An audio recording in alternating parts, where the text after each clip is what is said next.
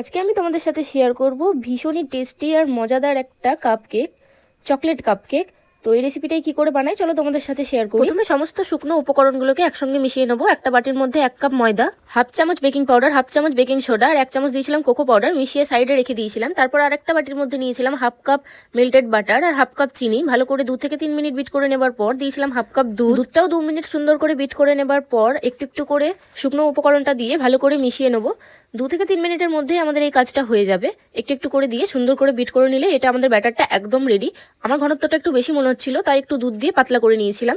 তারপর সবটাই একটা প্যাকেটের মধ্যে ঢেলে নিয়েছিলাম। আমি একটা আটার প্যাকেট ব্যবহার করেছি এখানে। তারপর চা কফি খাবার ছোট ছোট কাপগুলোতে প্রথমে একটু ব্যাটার দিয়ে দিয়েছিলাম। এগুলোতে তেল ব্রাশ করবার দরকার নেই, এগুলো এমনি কেকটা উঠে আসবে। একটু একটু ব্যাটার দেওয়ার পর মধ্যেখানে দিয়েছিলাম একটু ডেয়ারি মিল্ক চকলেট। দেখো সব কাপগুলো আমার একদম রেডি।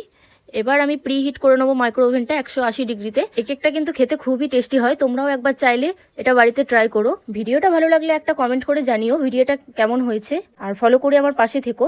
এবার আমি মাইক্রো ওভেনটার টাইম দিয়ে দেবো 25 মিনিট। 25 মিনিটেই আমাদের কেকটা সুন্দর তৈরি হয়ে যায়। কাপ কেকে বেশি টাইম লাগে না, যেহেতু ছোট ছোট এটা কেকগুলো। তোমরা চাইলে এই কেকটা কড়াইও করে নিতে পারো।